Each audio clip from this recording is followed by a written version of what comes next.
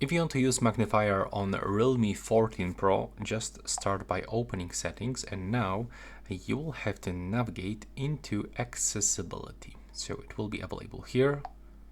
Now move into accessibility and open vision. Right now click on the magnification, and all you have to do is just to enable shortcut.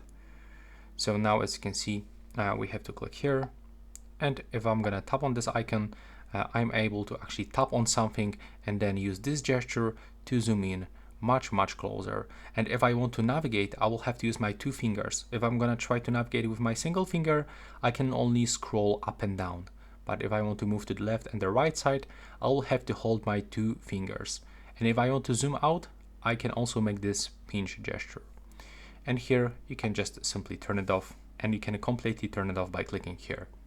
Additionally, you can also change magnification type. There we go.